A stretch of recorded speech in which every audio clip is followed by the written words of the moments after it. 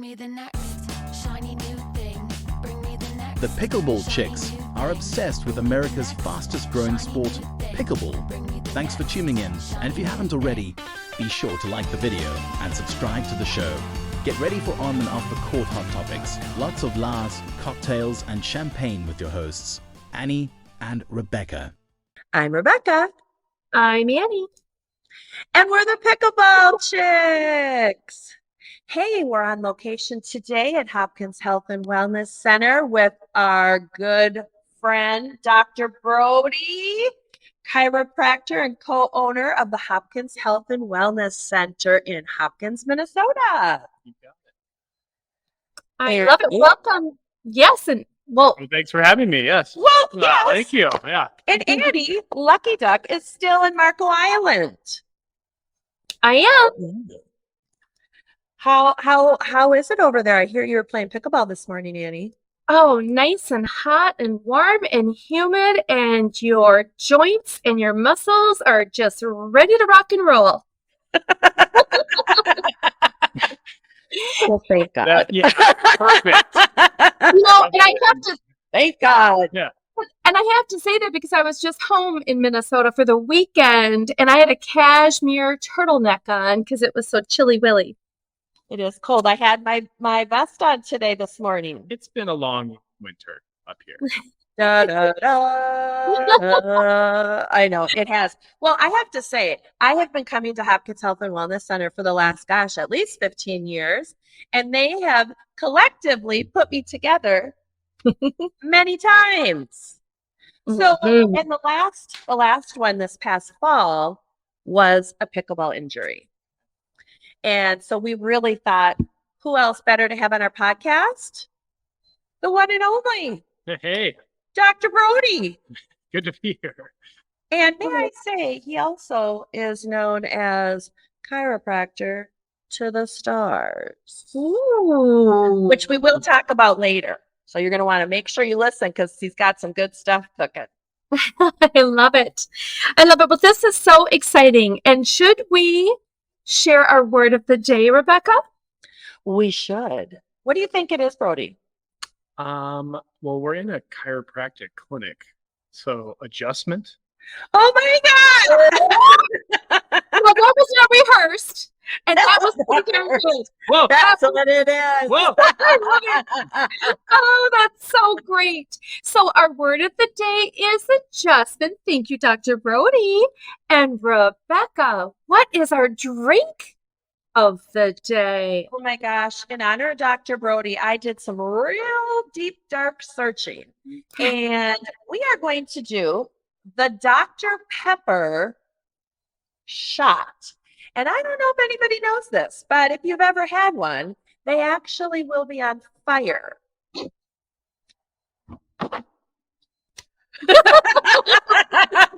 So let's get ready. Annie's got her lighter on her end. Dr. Brody has it on our end. And so he's lighting them up. Thank you, Annie, for showing all our listeners.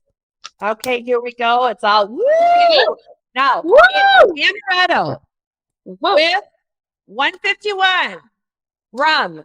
And we are going to throw it in a beer and shoot it down. So, And wow, is that shot glass hot? Woo! oh boy, here we go. Cheers to our new guest today. Hey. Here's Dr. Brody.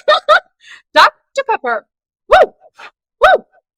Woo! My flame is still burning. Woo! Dr. Pepper. Woo! That does Pretty taste like good, huh? Yeah. It is pretty good, but it's actually really good. But wow, I was a little nervous about the flame coming up as I was trying to take a sip. You know what? That was actually a warm shot at the bottom. Yeah. But that's how they are. That's how they are. Yeah. It's a Dr. Pepper shot. Flaming DPs. I love it. I love it. Well, perfect for you, Dr. Brody. It's been a So, long time since I've had one of those. That's have you had one before? yeah, I have. That was a drink in college that we used to do. Well, wait. Did they light up Oh yeah. always? Yes. Yeah. Well, bravo. Yeah. Bravo. So, Hey, Annie, Rebecca, Is you want to your do a shot little- is your shot taking hold of you? I don't see you on the screen. Oh, Oh, don't give me any more Dr. Peppers. Yeah. and we are back. Oh my That's gosh. awesome. Well, Annie, I think you should take the show and give a little info on our cool guest. Oh my gosh. Well, I think it's so cool. Dr. Brody, you studied at University of Colorado in Boulder. Is that correct? Correct. Yeah, it's in my undergrad. Yep. Oh, I love that. And then you came back to Minnesota. Well, I'm from Boulder originally, Oh, so you're from Boulder originally. my wife's from Eden Prairie, and we met at CU. Oh, you Yeah, did. I was wondering. Then I came here for grad school right after at Northwestern. Mhm. Yep. Northwestern. What a great institution. I think it's a good program. Learned a lot out of there. So, yeah, it was Go good. It was a long time ago. Yeah. Well, it is a great institution. And obviously it was good because he did Dr. Peppers there. I love it. And I have a little history there. My cousin actually attended as well. She was entertaining chiropractor care, and Dr. Pete had taken her in and given her a little bit of help with understanding what the role of being a doctor would really be at Hopkins Health and Wellness. And so I thought that was pretty cool. She did decide to move on to acupuncture. Okay. Really? So very interesting. I think they have another strong program in Northwestern for that. Did she go Yeah. to that? Yeah. Nice. That's what she did, yes. Cool. And she's now practicing throughout the United States, and it's really cool. And speaking of the United States, you have been in Aspen, is that correct? That's where I started into practice. Yep. So I worked for a few different clinics up and down it's called the Roaring Fork Valley. So Aspen, Basalt, and Glenwood Springs. And those are all in Colorado. So, yep. Oh, I love it. And are you a skier or a snowboarder, just out of Yeah, curiosity? I dabble with both. I can do either or. So yeah, I try and get out there as much as I can. So Oh, I love it.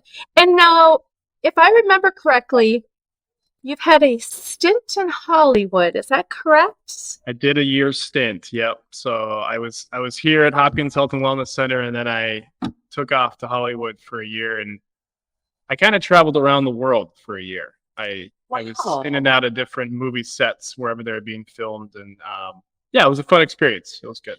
Were you married at the time? I was, which being gone a lot wasn't the greatest for that.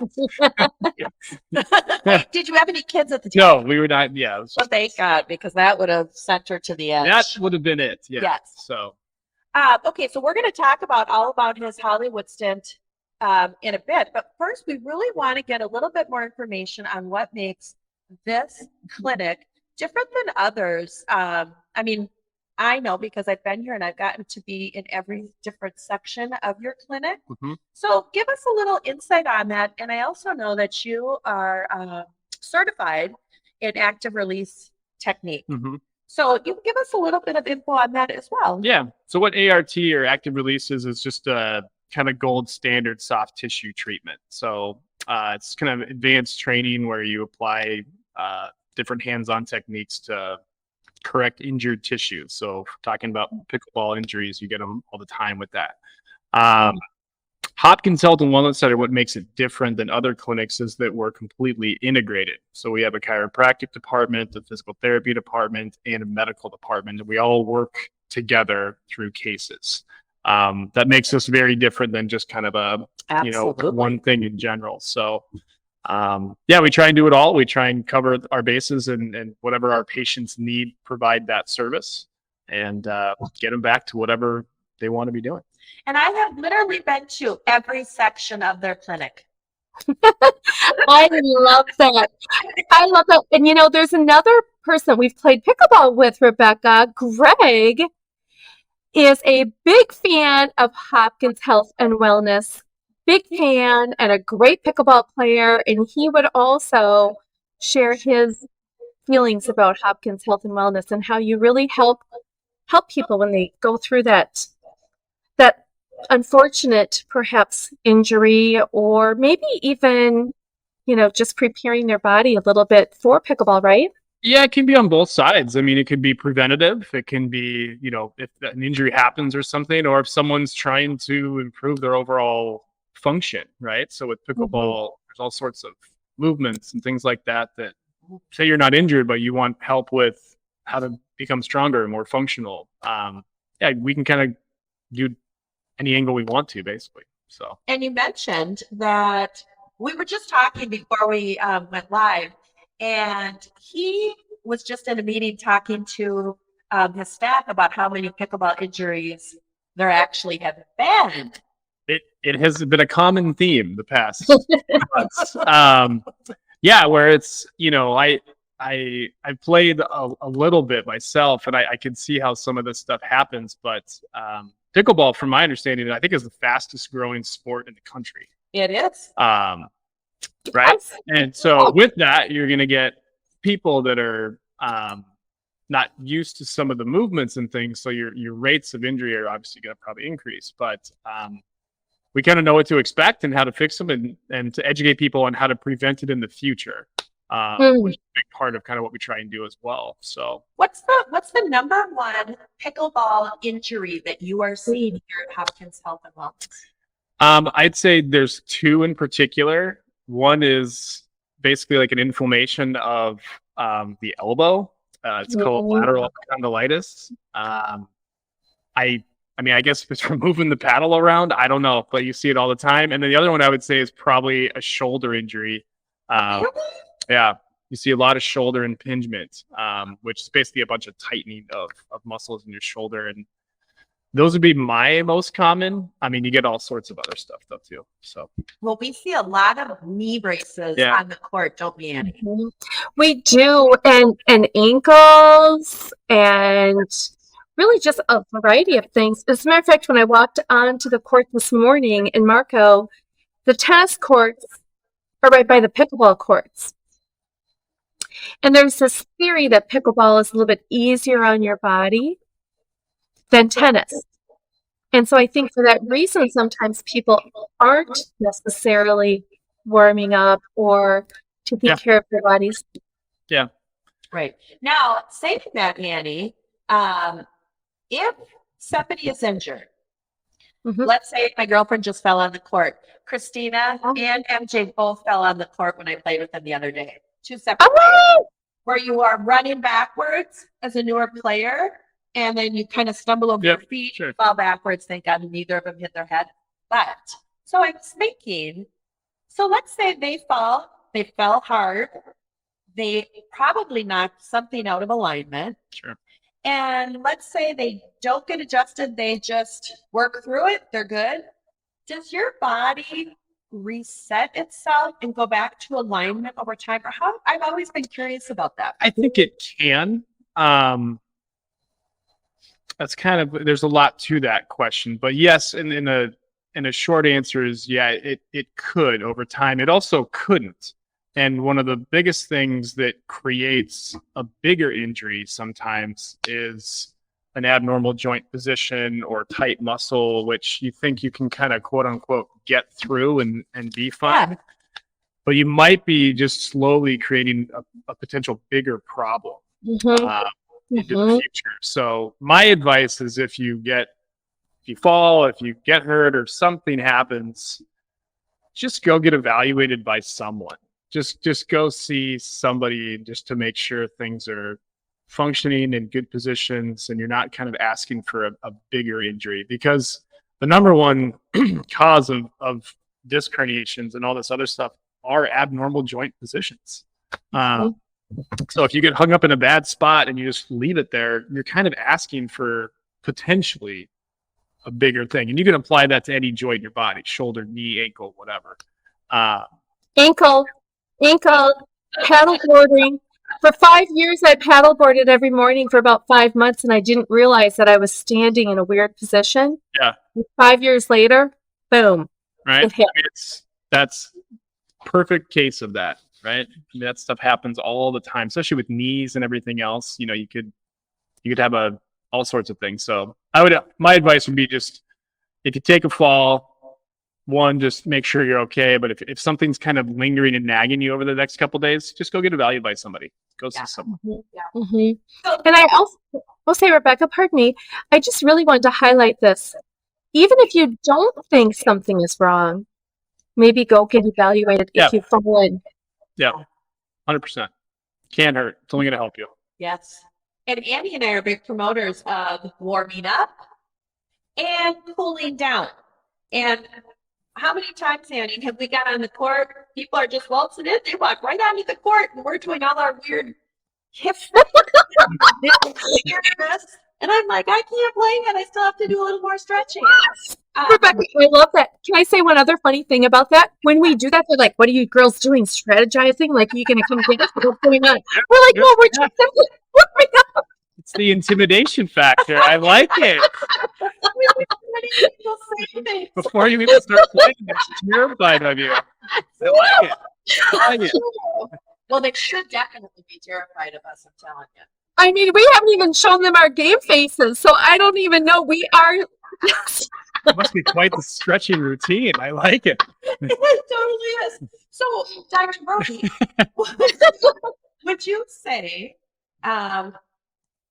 what would you say is the most important thing? We like to do our specific warm-up, which is crazy and fun and cool. Yes. Are there any tips that you would say that we really should incorporate into our warm-up or our cool-down that we might not think about that you would? Well, I think you said it right there. It's to warm up, but then also to cool down. And so the number one thing that happens in athletics and sports is if you're playing the sport, slowly your muscle tissue is going to get tired, right? It's going to fatigue out. What happens is it's going to get tighter when that happens. So you want to stretch out after playing just as much as you want to warm up beforehand. So if we're talking about prevention, is to do the same routine before and then also do it on the back end too, so you lengthen everything back out. So number one thing that we teach people is to make sure you're doing that after activity. It helps a ton. Helps a ton of people. Agree. So it's people don't miss that. I know. It's amazing how many people say, "What do you do afterwards?" And What for happy hour? I had a flaming Dr. Pepper, whatever. But exactly. Mm. but that would be my number one thing of advice is just make sure you do a good stretch after playing. Well, when we started playing, when we were in league last year before I injured my knee, I was kind of walking on the court to play, and that was on me. And I have suffered consequences. So now that is like, I'm probably stretching longer than I'm playing. Which is good for you. Yes, I'm stretching before I leave. I'm stretching when I get there. Stretching when I'm done. I'm stretching when I get home. Exactly. And I have a really important question. We have spoken with a trainer back in December on our podcast. And I think this is really important. Warming up and stretching. For instance, I have a morning routine and an evening routine outside of playing anything. Very small, very short, 5-10 minutes. But what is the time frame? Like if I were to warm up, let's say at 6 a.m. and I played at 9 a.m., are we reaping any benefits from that at 9 a.m.? Yeah, I think because generally you're going to be stiffer in the morning anyway. So as you sleep at night, you don't move unless you're really tossing and turning. But even that, you're not moving that much. So you want to initiate joint motion right away. Anybody does first thing in the morning. So your routine that you're doing helps create that so that 3 hours later, your joints have been changing position and moving. Your tendons, your ligaments that support that are actually able to do that. So yeah, the routine time, 5-10 minutes. I mean, there's a couple things you can do with people just to make sure you target where they need to, but great thing to do. Absolutely. Yeah. And Andy, yeah, you were going to ask about when the injury happens. You and I had talked about it, and because you had asked if I had done any dry needling and a couple other things. Yes. Yeah.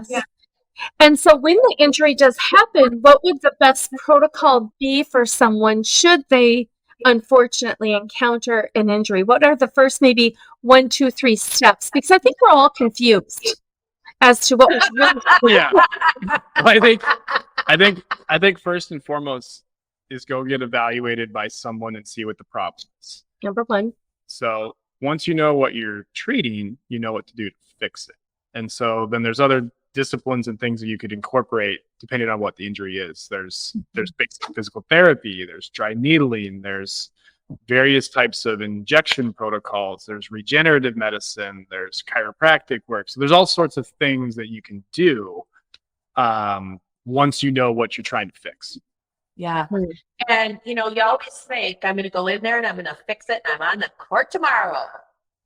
That's not the case. Sometimes that's not as sad as that is, but which can be tough to hear. I get that. But yes. I think most providers will always try and think and act in your best interest. And so if you get advice from someone saying, hey, maybe you're not playing tomorrow or today, they're not doing that to be mean to you. They're doing it because they think it's in your best interest. So Sometimes it's so hard to take. It is hard to take. And then also the one cool thing about pickleball is it's such a big community where everyone is really sharing information. And what Rebecca and I have seen is there are a lot of on-court therapists and trainers. And so they might have advice. And I think what we've really clarified and broken down very, very clearly is that if something has happened, go get evaluated. And ignore everyone else on the court that says anything at all. Nobody knows. I think a lot of people have a gut recognition of like if something's not right. And that's most of the time right. So if you're feeling like something's off or, something's not quite as it should be, the chances of that is probably pretty true. So I would just listen to yourself and maybe not some on-court trainer or opinion sometimes. Yes.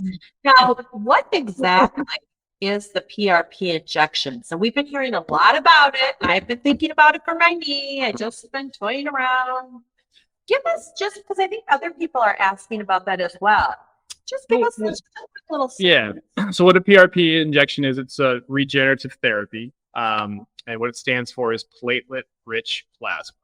And so that's from yourself. So basically what we do is we draw blood from someone, and then whatever we're trying to treat, which we see a lot of elbow inflammation, it works really well for this. We inject the PRP, which is what we spin down from your blood, and into the site of the injury. And so what it does is it reduces inflammation, but the platelets actually coagulate, or mean they kind of group together and they can heal or regenerate tissue, cartilage, tendon, all sorts of stuff. So it's a newer therapy which has been around for a long time, but it's becoming more popular because of its effects. It works really well, and it's from yourself. So you're not injecting some foreign medication, substance, something you don't know. You literally come in, you draw it out, you centrifuge or spin it down, and in 30 minutes you have the PRP or the therapy, and then that goes right back into you. So the same day? Same day. Oh, wow. So that appointment takes about an hour typically, just with prep and everything else through there. But a lot of that time is drawing the blood from yourself and then also spinning it down. And then the actual injections are very quick. So very effective, it's all over the board as far as professional sports. And I think you'll see more of this into the future because there really aren't a lot of negatives at all to it. So for my knee, if I had that done, it's still a little sore, but man, am I elements. Would I see, how long does it take to really notice? So the typically pattern of PRP is the first couple days right after the injection, you get almost an increase in soreness. And there's a couple reasons for it. One of which is you're adding like a fluid material into a tissue or a joint or something. So it's foreign, it's different. So you get kind of a soreness sensation. Your max benefit of PRP is about 12 weeks. And so when you do one of these injections, you're probably going to get a protocol of a bunch of things to be doing on your own as far as some therapy and stuff to activate the injection site. But yeah, your max benefit of one injection is about 12 weeks. Wow. That's interesting. I have to say, I have heard of PRP for anti-aging on your facial. There's another, well, that's kind of where it all stemmed from. So they took the same like theory and principles of that and said, okay, how can we treat some other injuries? And then the professional sports world just took it one step further, is how can we prevent things? So some of these professional athletes in all the other disciplines of sports, they're getting PRP injections maybe every couple weeks, Oh, really? every month, trying to prevent these repetitive stress injuries. And it's proven to be actually very successful. So yeah, I think you're going to see into the future more and more of this, you know, discipline of regenerative therapies happening because they do work. I might have to do that with my knee, preventative, and then I'm going to say, now take the rest of the little bit of blood that's left and shoot it everywhere in my face. Yeah. It is exciting. I love that, Rebecca. I love that. And it is very exciting, though, if we can do things on a preventative basis. We're ahead. Yes. Yeah.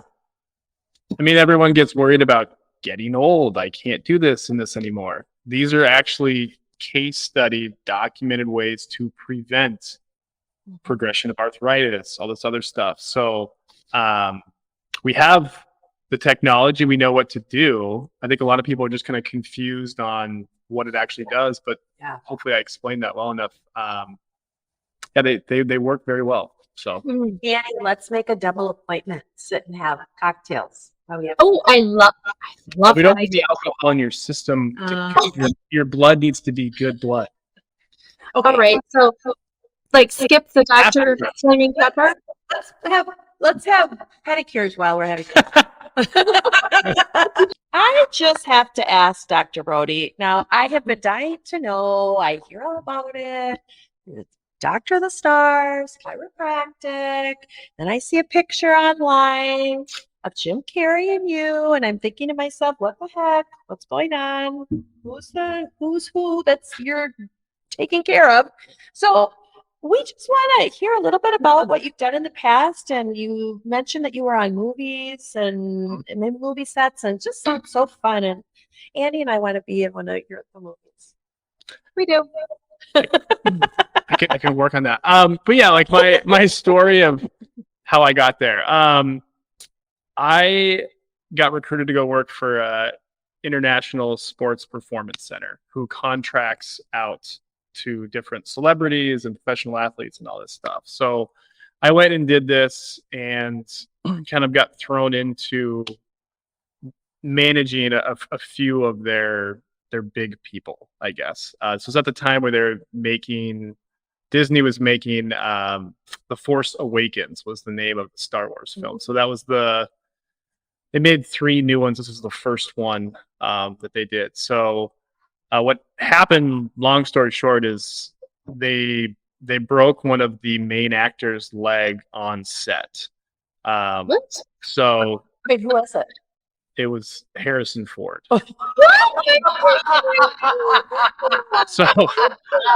So I had worked with him back in Los Angeles, and we got the news that this happened, and it doesn't shock me knowing his personality. And so anyway, he had to have surgery. Surgeon said it's set, it's good to go.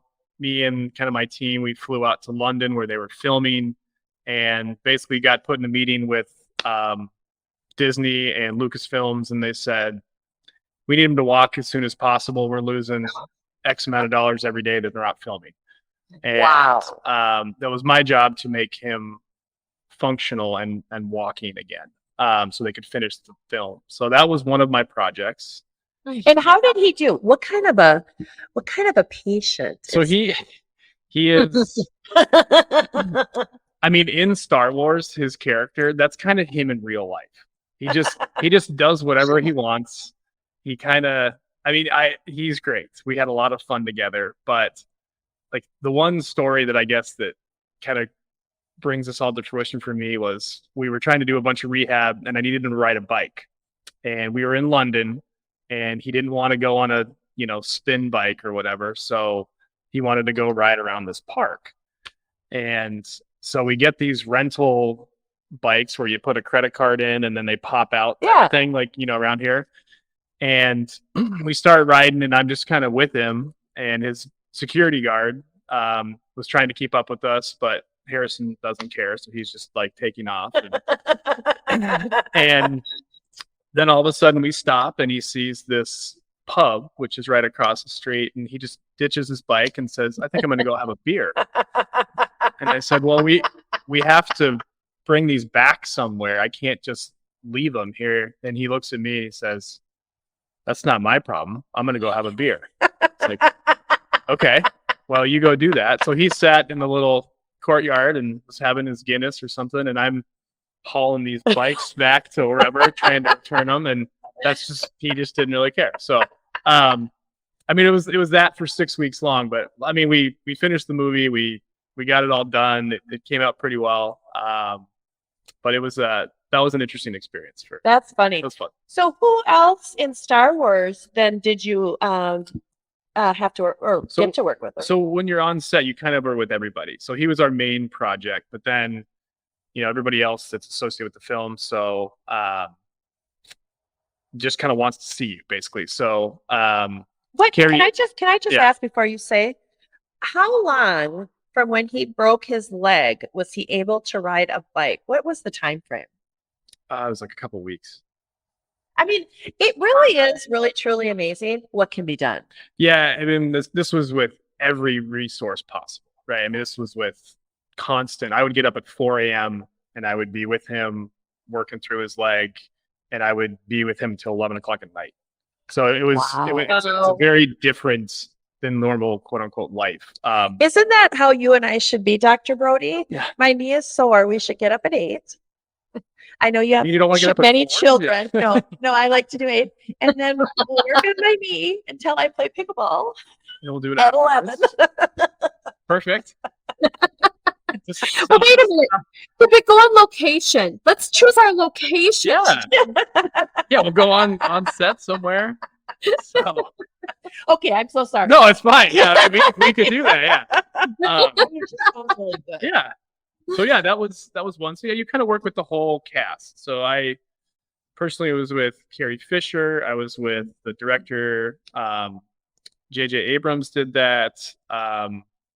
Daisy Ridley and JB, I'm blanking on his name, but they were kind of the new to Star Wars characters, and they had a couple things. So you kind of get thrown around to everybody. That's what you're there for. You know, Yeah. you're there to help That's everybody cool. else. So yeah, it was a long, I think I was there 4 or 5 weeks in total. And every day was just very, very long, but it was fun. It was a really cool experience. And me and Harrison in particular, because we spent so much time together, kind of got to be friends. Yes. So You know, Oh, I'm sorry. I was just going to say I have something really important to say. May the force be with you. oh, there you go. There you go. I love Star Wars. Bravo, Annie. Well, Bravo. well done. How was Carrie Fisher to work with? She was good. Yeah, she was a very interesting person. Was she tight with Harrison Ford? Were they? I mean, I don't know the history. I didn't want to get involved, but Yeah. We do. they didn't like interacting with each other unless they had to. That's what I'll say. Oh my gosh! Really? That's now you're spilling the tea. Because that's interesting. Well, people. I don't know. I wonder if I they just- dated. I don't know. I just did my thing. Yeah. Yeah.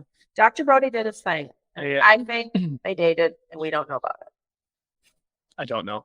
But anyway. Yes. I Okay. think who else? I mean, yeah. It was movie sets are crazy. I mean, there's so many people involved, and there's all this stuff going on. So in this particular case, his leg would swell just because of the fracture and everything. And so you'd have to shut down production. So now you got 500 people just kind of staring at you. And then you got to work all that inflammation out of his leg. Then he can walk again for like a 10-minute window. Ooh. And then you got to film everything you can in there. And then you got to do the whole thing over again. Ooh. So like the actual like movie sets are, and this is not a normal situation. So like we're not going to do this to normal people, but there's a lot of people and they build everything from scratch. So these studios, this was at Pinewood. I mean, they literally build the entire thing, film it all, and then they break it all down and go to the next scene. So it's, the amount of people involved to make a film is crazy. Why did they do it in London?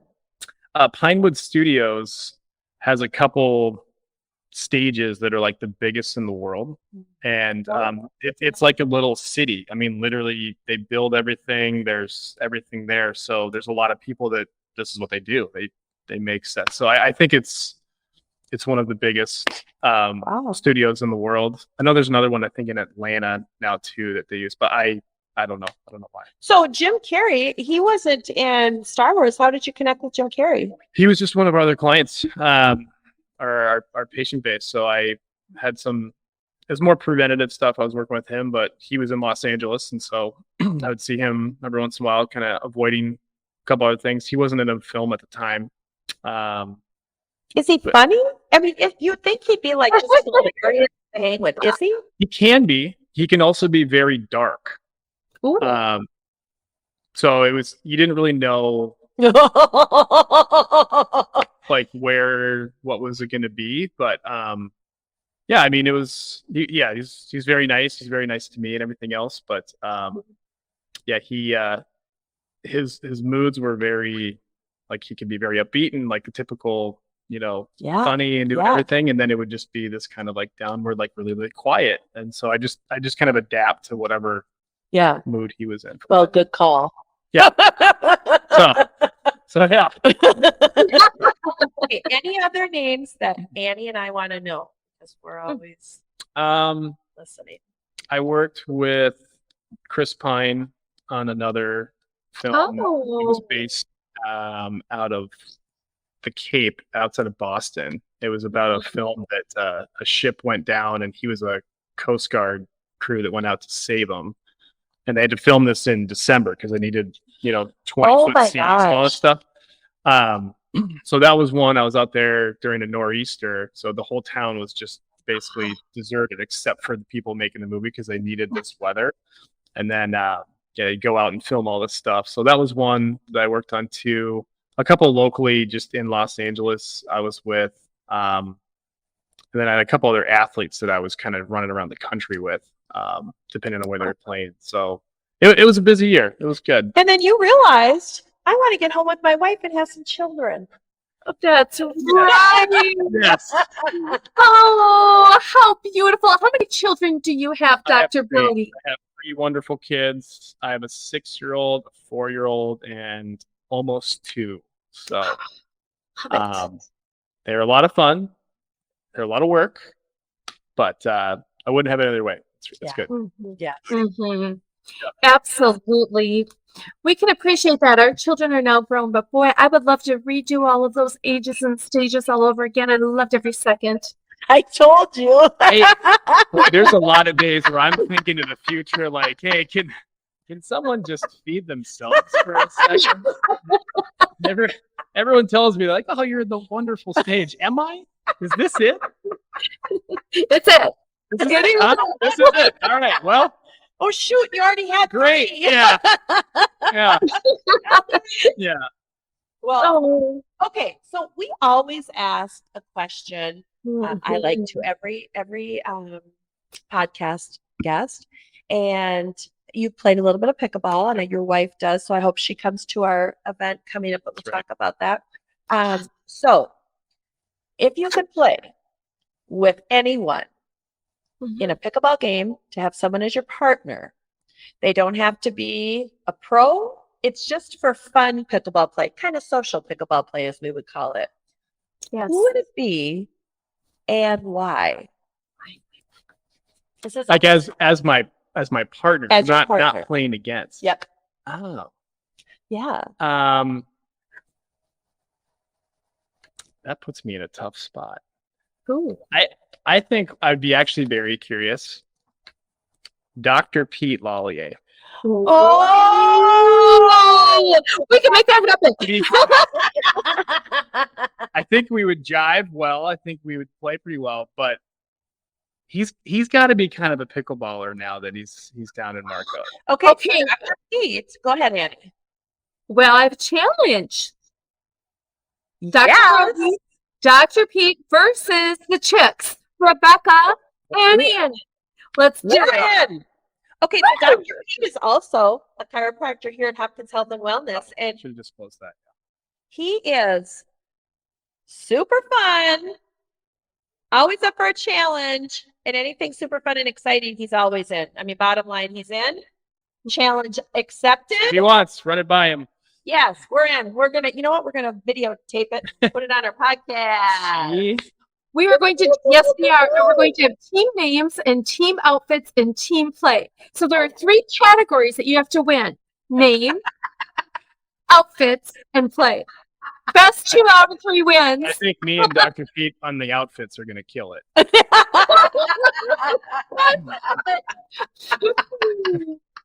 Oh, this is so great. That was a great answer.